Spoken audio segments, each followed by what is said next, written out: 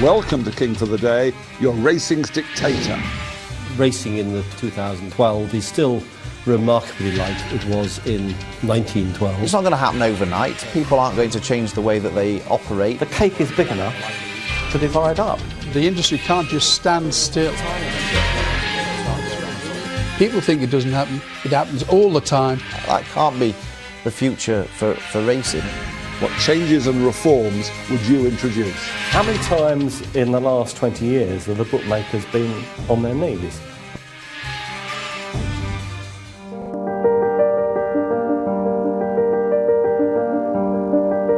Peter Jones, CBE, involved with advertising for 37 years, founded and edited Trainers Record, and during the 90s, president of the Racehorse Owners Association and director of the ruling British Horse Racing Board. On the Levy Board for 13 years, chairman of the Tote for 11 years until 2008, and for 6 years, chairman of the Dorset Police Authority, and currently on the board at Goodwood. So Peter, welcome to King for the Day, your racing's dictator. What changes and reforms would you introduce? I think racing is mainly about betting. This is the interface the public have with racing. And I think as we look into the future, I don't think enough account has been taken of the betting product.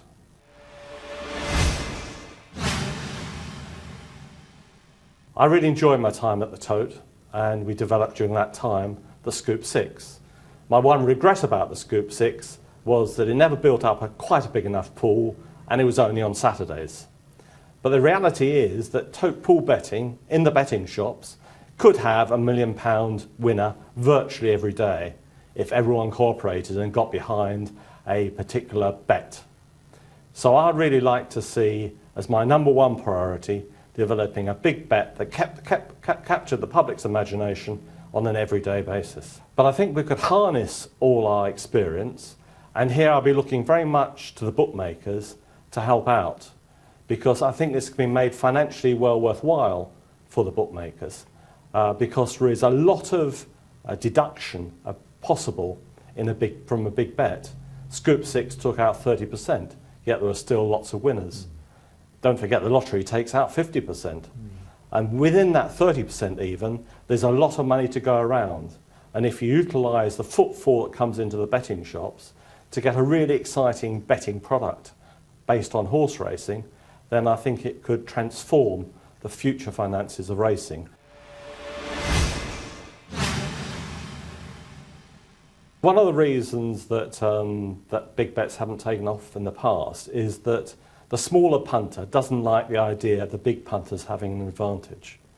So, Or the syndicates? The syndicates are possibly all right because they do put money into the pool, but knowledge of form does dissuade some people from having a bet because they think other people know more, so that they're at a disadvantage. And that's why I think you need to look at the construction of the pool to make a bigger random element into it than is currently in betting.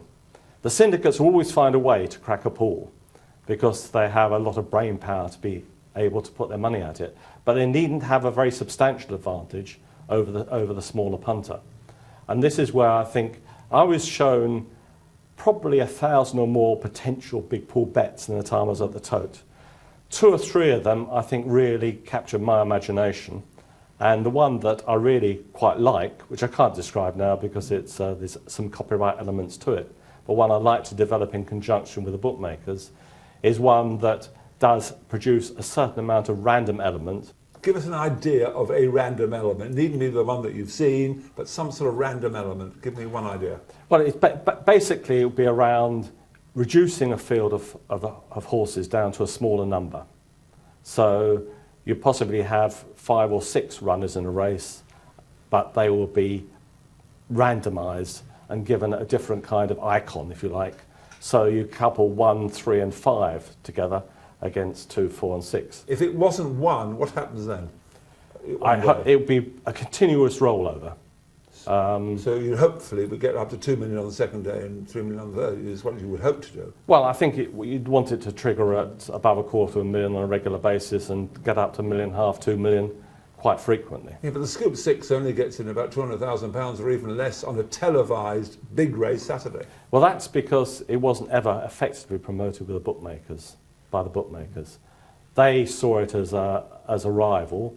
They took it ultimately, but the bet I'm talking about will be fundamentally sold within the betting shop and will require the goodwill of bookmakers to make it work. And the bookmakers, as they sell it, will get a deduction on the levy. So there'll be a financial incentive in them for them to push this, to push the bet.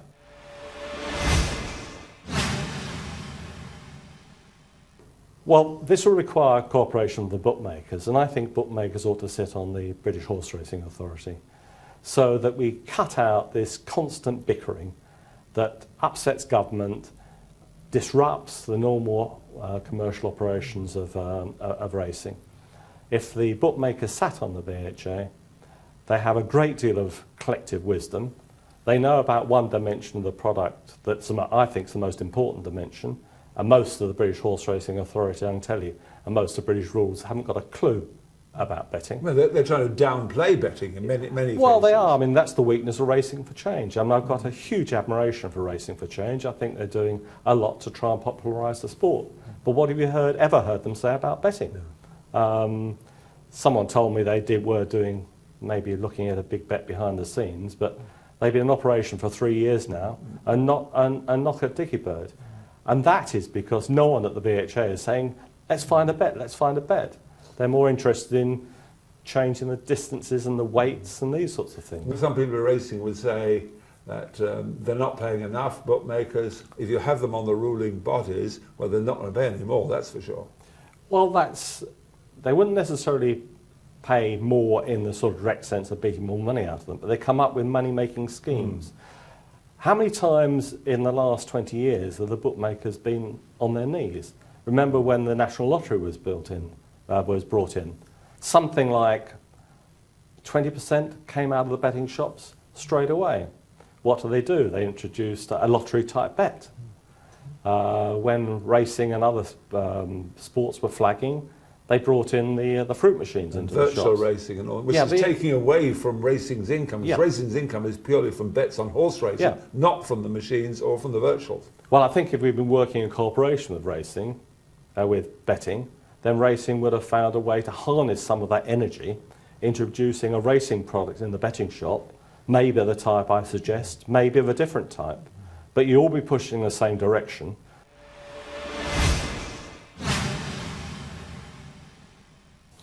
I think people misunderstand what the betting shop's about. The betting shop is more like a pub. A club? Oh, yeah, it's more like a pub and club than it is like a bank. Now, obviously, straight transaction things are very often best done on the internet. But you watch racing at home, there's not a huge amount of pleasure in kicking the cat when the jockey gives a horse a bad but ride. You're still suffering, the heart's still going. And yeah, but you don't. If you're in the betting shop, then there's a camaraderie in the betting shop, just as there is in the pub.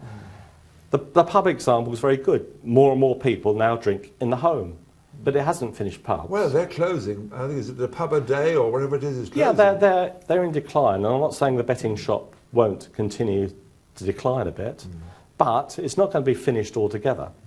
Any more than newspapers are going to be finished altogether. They're not going in the right direction because the competitors come in that's very powerful in the form of the internet. But the nature of these things is that a lot of people enjoy things as they are. Yes.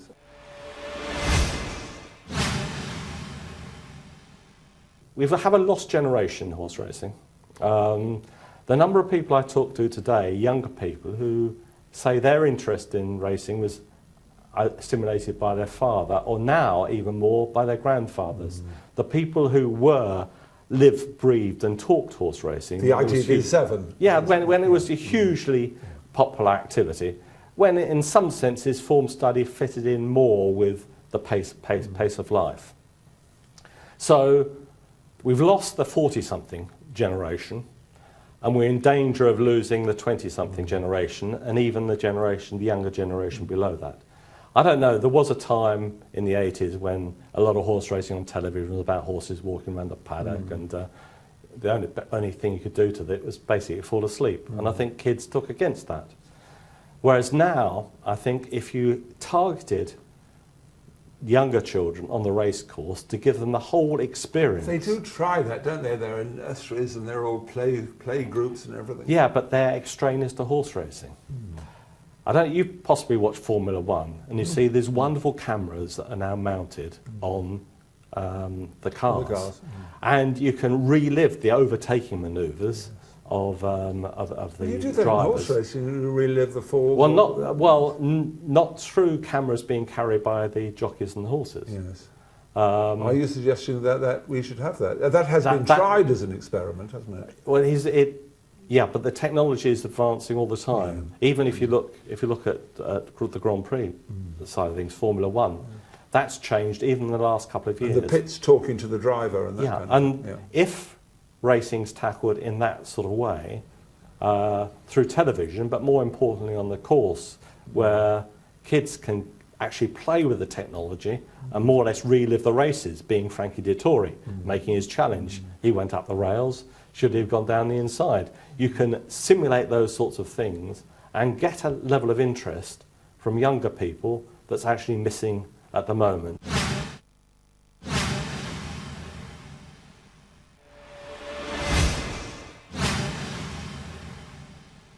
Why is it that if you go into a betting shop, and you know all about betting shops, there's so many Chinese, Asians, African, from West Indies, whatever it is, they bet like fiends, probably more than most white people do, and yet you rarely see an Asian face or a black face on the racecourse, very much the same as soccer. A third of the Premiership players are black, but you hardly see a black spectator. Why can't we get them to come racing? Well, I think very often, Asians particularly, are very hard-working people. They love gambling, but they often work 24/7. So their ability to get out of the way to the racecourse is limited, where they can slip round the corner into the betting shops. And let's face it as well, on the racecourses, we haven't always made any sorts of minorities particularly welcome. That's the trouble, including women. Are they frightened of going, that they'll be looked down upon and they won't join the racing family?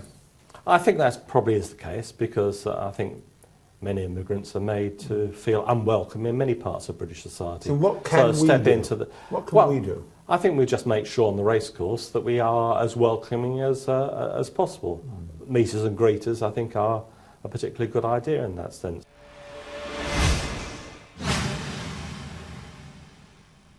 Well, I'd like to see racing speak with one voice, because... that's down the ages, that's been... Well, I think there is a genuine understanding now that the people who've got the best commercial knowledge are the racecourses, and they'll be the best ones to negotiate with the bookmakers for the levy, and of course they negotiate already on media rights, and they've done a good job on media rights and got money that I think the rest of the industry didn't necessarily think they'd get. It's over £60 million, isn't it? Yeah. For the media rights.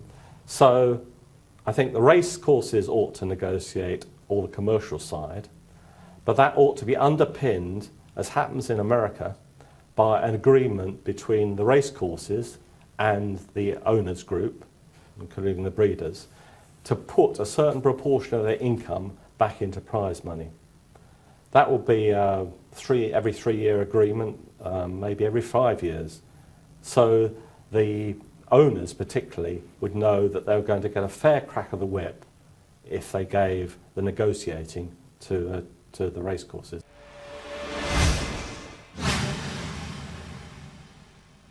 Well, owners sometimes think that because they're concerned that racecourses will keep all the money they generate for themselves. And with one or two of the commercial companies out there, one could argue that is already the case. But the top racecourses in this country are actually run by, in the interests, they're mainly not for profit, in the interest of horse racing. Well, mainly it's the jockey club racecourses. They're the top courses. Well, yeah, but York, Newbury, Goodwood, Chester, Ayr, I mean, they're all courses that have extraordinarily good prize money. And owners would disagree with that, and the Horsemen's Group would disagree with that statement. I don't think I disagree with the amount of money that York put into prize money, for example. But the other thing the owners have got to understand is that they, in fact, have purloined the levy board's capital fund for prize money. And that's got to be rebuilt by the racecourses. Otherwise, our current infrastructure will fall down, and you're not going to get people to go to facilities that aren't up to modern world-class standards. Yeah, but if the racecourses take over the negotiation with the bookmakers, is there a place for the levy board? Probably not, but that would be a good thing, would it not? One level of administration that takes money ripped out.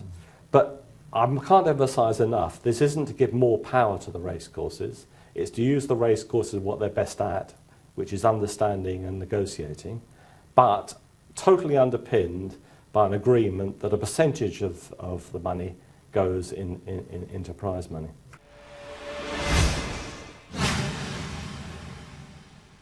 I think it's immensely important.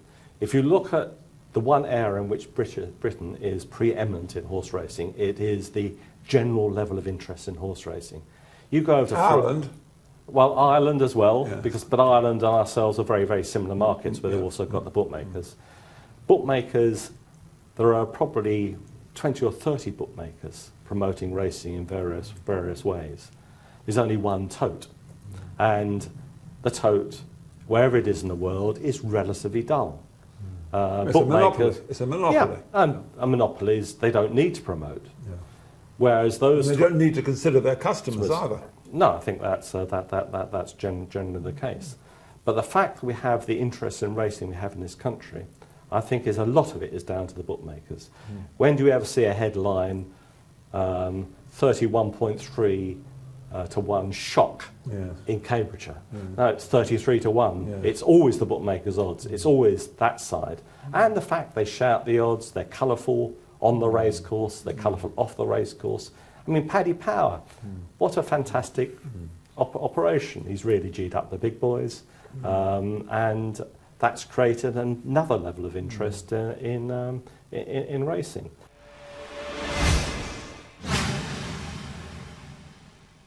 Margins have never been so thin from a bookmaker's point of view, and the betting value has never been better.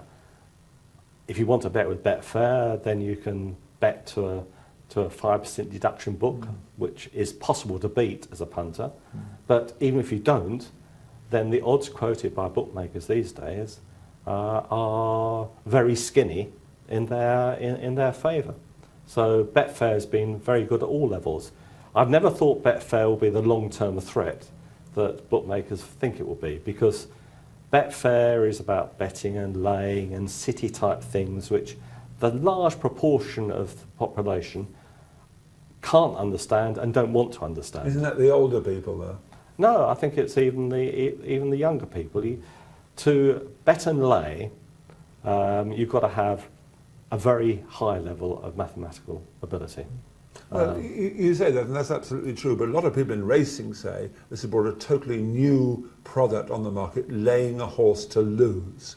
That is, it was never happened before. You had to back it to win or each way or whatever you want to do. Are you at all concerned for the integrity of racing, that you now make money if a horse loses? That's basically that you couldn't lay a horse is not true. If you were a big punter, and we're talking about big punters, you could always use bookmakers to lay horses. And indeed, every gambling bookmaker, every gambling trainer, of which there are quite a few, as we know, have their own pet people that they put their money through. And if you're representing me on the racecourse, I'm a racehorse trainer, I'm giving you two bits of information. I want to back a horse, then I'm telling you that it's off. And if I don't want to back a horse, I'm telling you it's not off. And that information has been used in the market consistently over the years. And bookmakers themselves have been big layers of horses. And at the top end, and the little man laying a horse, if you decide to field 20 quid against the 2 to 1 on shot, I mean, where's the corruption in that? The corruption is potentially in non-triers and in owners potentially laying their own horses. bit esoteric this, but I would like to see the prize money in racing taken away from maiden type races and put into better and better class handicaps, and also some elements of condition races.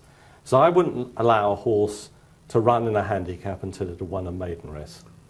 And because that way you'd have fully exposed form and horses could go up the ladder in a much, much better way than is currently the case. But Peter, 70% of racehorses never win a race. No, that's not true. That stat is quoted and is 60% of horses do win a race. Well, where did I get the 70% from? Well, I mean, you're a great man, Mr. McCurrick, but you don't know everything, and useless stats. So the other 40%, even if your figure is right, the other 40% virtually, you know, they go plodding around in maiden races the rest of their lives, do they? No, you'd end up getting a lower class of maiden races and maybe rating related maiden races, but at least you'd have exposed form. You could take a significant chunk of prize money away from horses that can only win a maiden once, let's face it, and put into the higher levels of races where it can become much more aspirational. To play fair, get your horses through maiden races quickly and into more lucrative races. I was 10 years or more chairman of the Tote. I went into the Tote with the idea of getting the Tote into racing, because the Tote pool, I think, belongs in racing. Betting shops probably don't, but I failed in that. 10 years of unremitting negotiation with the government, with Europe and all the rest of it. And I make all the excuses I like, and obviously it was the whole industry that failed as well as myself.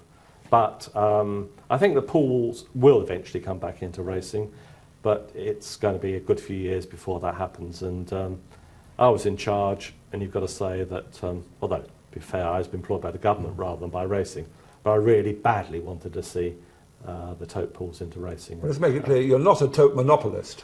I never was, because, as I hope I explained during the rest of our chat, bookmakers have added so much richness, and what we have here in terms of the shouting when the horse finishes past the post, you can hear a pin drop, and there's a man and a dog, isn't there, in France very often for some very, very good races, and they all disappear after the TSA. That is the richness that bookmakers have offered. In a sense, you could argue that the fact that bookmakers maybe only put 1% of their turnover back into racing, or a little bit more, and that might be 5% in the Tote monopoly, we've gained that much of that back in the sheer richness of our racing compared with much of the rest of the world. Peter Jones, thank you very much for being our king for the day. Very, very enjoyable. Make sure I am the king, won't you?